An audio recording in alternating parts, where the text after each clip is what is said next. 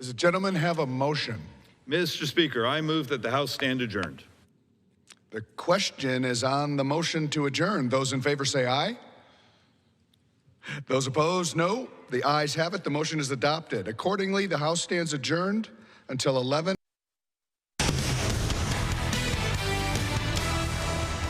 It is cold. Temps already in the teens. Feel like temperatures also in the teens as well. We'll show you just how cold we get and if we see any more snow in the forecast coming up. Michigan football coach Sherrone Moore fired after an inappropriate relationship with a staffer and now detained by police. I'm Dave Kinchin, sorting it all out next. CBP wants to look at your social media accounts. That's all according to a new proposal. I'm Lauren Edwards here at Detroit Metro Airport with everything you need to know next. Working for you. Fox 2 News at 10 starts now. The refreeze is a big challenge. We're concerned about that with the temperatures dropping. Depending on how far they drop, salt becomes less effective as you get down into the teens. Mother Nature just doesn't seem to like us very much. Some malcontent. The morning commute for many Metro Detroiters. There you see it. It was a slow one. Heavy snow and rain causing multiple crashes and slide-offs, and now all the slush and the puddles, well, they could refreeze later tonight.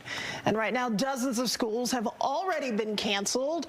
Their classes for tomorrow. You can see all of those scrolling at the bottom of the screen. Weather Authority Stephanie Mead here with the latest on what we can expect next. Stephanie? Yeah, icy conditions for those that really did see wet conditions earlier today. Temps are already below freezing. They're going to continue to fall too as we head through the overnight. So if you're out right now, use caution, especially on overpasses, bridges, exit and entry ramps. Usually those elevated surfaces are always the first to go just because you have a lot of that free flowing air kind of around it, which helps freeze stuff a lot quicker. 24 in Lansing, 26 in Detroit right now. Everybody is below freezing pretty much at this point with our feel like temperatures in the teens. And we're still looking at a little bit of flurry activity right now. Now, nothing is going to accumulate, but this is just enough to have a few of these flurries just kind of dancing around as we head through late tonight. Overnight is when we see those begin to diminish. We'll have timing on when we see more snow and just how cold it gets in the forecast early tomorrow morning coming up. Hillary, over to you. All right, thank you, Stephanie. We have some bombshell breaking news tonight regarding now former U of M football coach Sherrone Moore. Police have detained him shortly after his firing from the university. Now we're going to get to Fox 2's Dave Kinchin, who's live tonight in Pittsfield Township with the latest on this story. Dave. Yeah, this story really sending shockwaves throughout, obviously, not just Ann Arbor, but the entire sports world. We'll get to video, tell you everything we know up to the minute right now. We're here at Pittsfield Township Police. They're working this investigation. We can report now former Michigan football head coach Sherrone Moore was detained by officials following an incident involving Pittsfield Township Police. We're told Saline Police were also involved. Now, law enforcement sources are not saying what exactly happened that required their involvement. This is all after Michigan fired Moore as coach over what the athletic director called an inappropriate relationship with a staff member. U of M students we talked with say their campus is in complete shock. I did not expect it. Yeah, I thought he was going to stay for at least another season, and if he was going to be fired, I thought it was going to be before the Ohio State game and maybe a couple weeks before that. But a little bit of a shock. I think it's really surprising and disappointing, but I'm excited to see if we get maybe a better coach in the future. Did this kind of come out of nowhere? Yeah, but I heard like speculation about people wanting him to be fired, but yeah. I didn't think it would happen. I'm really surprised, honestly. I thought after Harbaugh left it may be a good idea to kind of clean house and get everybody out, but I was not expecting this to happen, and I'm really not certain what they're going to do now. Everyone else has been hired. I like Biff Poggi when he was here. I think that's a quick option. I haven't seen. I think he might be resuming the role after the firing, so that might be what I think. I honestly don't know. I was just talking with my dad on the phone about this, trying to figure out who is even left in the coaching cycle. Gotcha. Yeah, it's a lot of questions. Michigan's athletic director released a statement which says of Coach Moore's firing with cause, quote, following a university investigation, credible evidence was found that Coach Moore engaged in an inappropriate relationship with a staff member. This conduct constitutes a clear violation of university policy, and U of M maintains zero tolerance for such behavior. So as we said at the top here, later, there was an incident involving Coach Moore, allegedly, and police. We do know that the Pittsfield Township Police Department is handling that investigation after Moore was detained. According to our sources, we're continuing to dig deep into this and find out exactly what that situation was. Reporting live for now in Pittsfield Charter Township, Dave Kinchin, Fox 2 News. All right, thank you, Dave. We appreciate that. We're going to continue our coverage of this breaking news story. We're checking with Fox 2's Woody Woodruff. And Woody, there had been sort of talk about this for a very long time. I don't know that anyone expected this development today. No one expected this coming today, although you're right, there had been some rumblings. Wednesday night has certainly become more difficult for Sherrone Moore after his detainment by Saline police and his subsequent transfer to Pittsfield Township Police. But it all started on Wednesday afternoon with Moore's firing by the university for cause. And there's definitely cause. Moore, who's married with 3 daughters, is alleged to have had an inappropriate relationship with a staff member, which triggered a clause in his contract giving Michigan the right to fire him if the conduct by the head coach offends against public decency or morality or results in material injury to the reputation, interests, or obligations of the university or the program. Moore, who's been on the Michigan staff since 2018, compiled a 17-8 record after taking over for Jim Harbaugh the season following Michigan's national championship. Associate head coach Biff Poggi will take over the team as the Wolverines prepare for number 13 Texas at the Citrus Bowl on December 31st. But this is not the end of the story. In fact, based on subsequent events involving Moore, there is much more to come. This is definitely a shock to college football fans, to college football coaches, to athletic directors, because this is something that you would think he would know. Okay, and especially on the heels of what happened with Michigan State and Mel Tucker. Yeah. It's a prime example. So, to see him involved in this is disheartening. It's an embarrassment for the university for sure. Yeah, and a lot of fans I know are looking at this and wondering what the timeline is. And once you have the cops involved, you're talking about obviously possible criminal charges or criminal investigation. And now there's a big timeline for the team as well, because the transfer portal opens on January 2nd, and that will mean players moving back and forth. And without a coach in place, you may see some commitments start to decommit. Yeah, well, we'll see what happens next. It's certainly disappointing for all of us to see this. A big shock, and of course we'll have more on this coming up later in the newscast and on the Edge at 11. All right, thanks so much, Woody. We appreciate it. Okay, let's turn to this now. Tonight, foreign travelers may need more than just their passports to enter the United States. They may have to disclose their social media history. You heard me right. Fox 2's Lauren Edwards joins us live from Detroit Metro Airport with the latest on this proposal from Customs and Border Protection. Lauren, what are they saying about this? Custom Border Protection, Hillary, they are trying to make some changes, especially if you're an international foreign traveler trying to enter the United States, including here at Detroit Metro Airport. And get this, they want to hear from you, the public, about these changes. But let's get into all the details because there are so many. Now, Custom Border Protection filed a new proposal Tuesday that allows CBP to review the social media accounts and social media history up to the last 5 years of foreign travelers visiting the United States. Now, this will impact visitors eligible for the visa waiver program, which allows people from 42 countries to travel around the U.S. without a visa as long as they submitted an application through the electronic system for travel authorization. But it's the ESTA that they want to overhaul and change. Now, what will it require besides just the social media? Emails from the last decade, biometrics like fingerprint and face, and your parent, sibling, and spouse's names, birthdays, and addresses. Now, we spoke with a few travelers who say they think it's invasive, and an attorney, Elias Muwad, who also agrees and says CBP is probably doing this to prevent terrorism, but he says that'll be hard to achieve. Most of the stuff with terrorism, just so you know, Lauren, it's all black market on the internet. It's on the black market. You're not going to have it on a public Facebook page, and you're not going to turn it over because the United States is not going to find out about it. I think it's very invasive to do that, especially kind of ironic almost. So I think it's a little interesting that we're doing that to come into the U.S., and I don't think it's necessary. I think people will still want to come, but I don't think they're going to be very comfortable handing out their phones to Customs and Border Patrol, especially when they see what's going on around the country currently.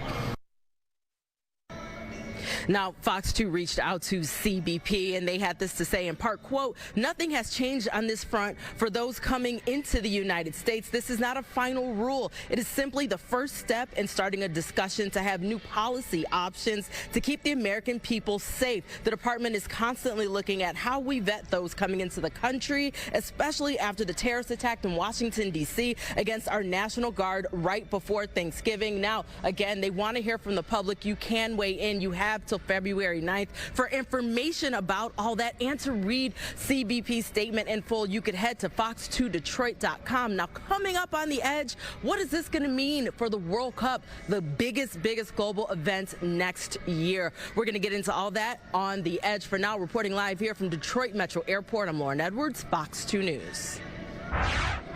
All right, Lauren, thank you so much. We've got so much more coming up. The nonprofit that runs the Birmingham Community House says it's decided to sell the nearly 100-year-old structure to another nonprofit.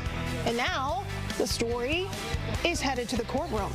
We'll tell you why next.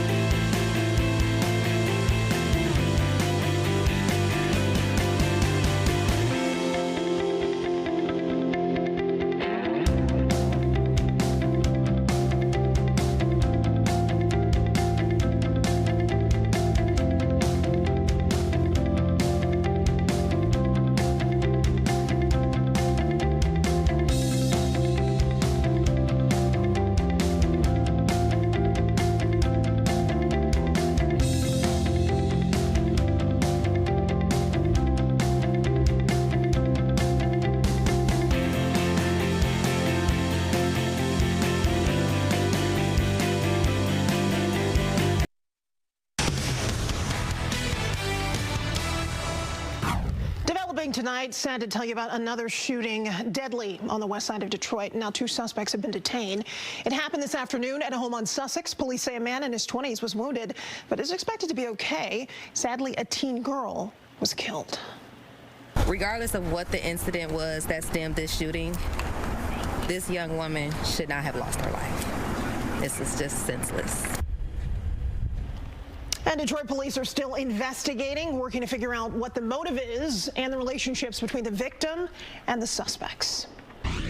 A Detroit man has officially been charged, accused in a deadly shooting that happened back in September. Jerron Thomas went before a judge today and was denied bond. The shooting happened on Delaware Street near Woodward. Police say Thomas was in some kind of custody dispute with the father of his fiance's child.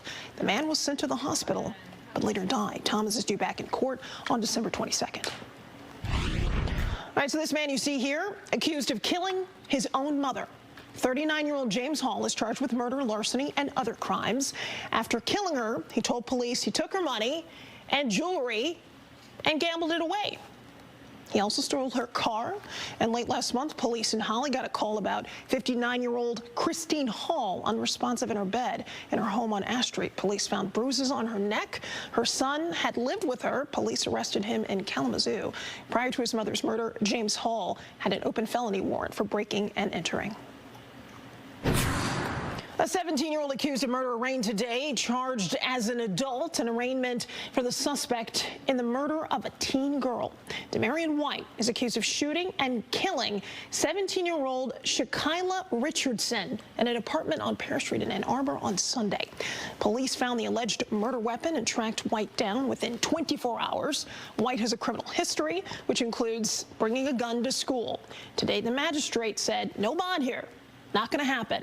He's not allowed to have any contact with girl's family. Prosecutors say Richardson met White at the apartment to braid his hair. Right now, it's not clear what led up to the shooting. Well, it's a roughly 100-year-old event space in Birmingham known as the Community House, but now the nonprofit that has run it since its inception plans to sell the property to another nonprofit. So I asked the Community House Association's president, why? Why are you doing this? Why can't you just reorganize and keep the community house going? Yeah, so that comes down to the purpose of, of our nonprofit organizations. All nonprofit organizations have purposes. When they start, missions evolve over time, but they all have a purpose. And our board went through a thoughtful process of how to best use our charitable assets to fulfill that mission. The association's president says the nonprofit group will become a community foundation, and it plans to use the proceeds from the sale to support their charitable work. They say Birmingham residents shouldn't worry. The community house will no longer be the same, but no one can predict the future. You expect what happens here at the community house to change after the sale? I can't answer that specifically. There's not a buyer, to announce or something today. But I think everyone that we've talked to that's been interested in the building is interested in a lot of similar things to what we've done, and it will ultimately be up to them about what makes sense. 95. Yes. 95. Yeah. So there are a lot of questions brought up today. Some residents clearly are concerned about the sale. A few are interested in the details. They're going to reserve judgment until they learn more. Some completely understand this move. The city of Birmingham sued the nonprofit currently running the community house to try and stop the sale. We'll see what happens there. Your algorithm could be affecting how much you pay through a popular shopping app.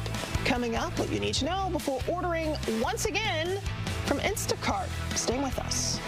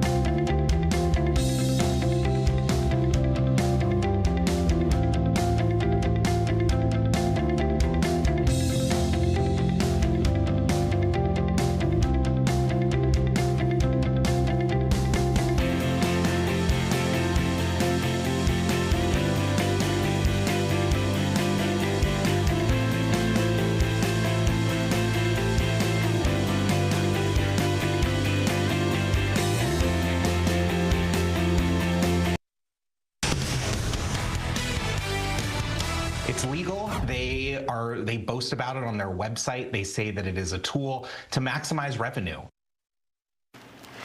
Well, it's supposed to make shopping more convenient, but an investigation found that Instacart may also make shopping more expensive. So how do they do this? Well, Consumer Reports looked into the way Instacart uses AI to set pricing for its shoppers, and honestly, it's not so great. The investigation discovered where you are and potentially who you are can determine how much you pay.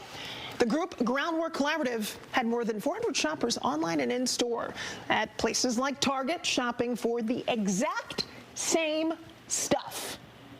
Groundwork Collaborative says it learned of Instacart's algorithmic pricing through its earnings calls.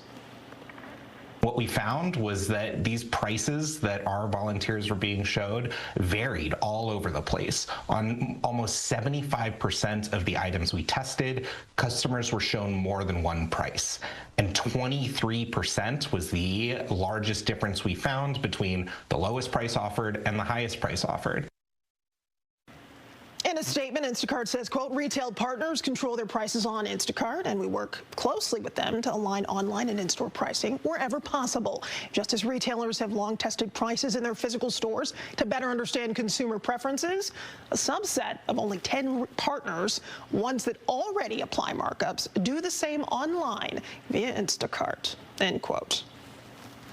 It may seem like something out of 2050. Flying cars, they took a big step closer to reality in 2025 with companies unveiling their latest models. But while companies promoted visions of quieter skies and faster travel, analysts warn the path to seeing flying vehicles becoming like an everyday thing, well, that's far from straightforward. Fox 2's Dave Spencer takes us up, up, and away.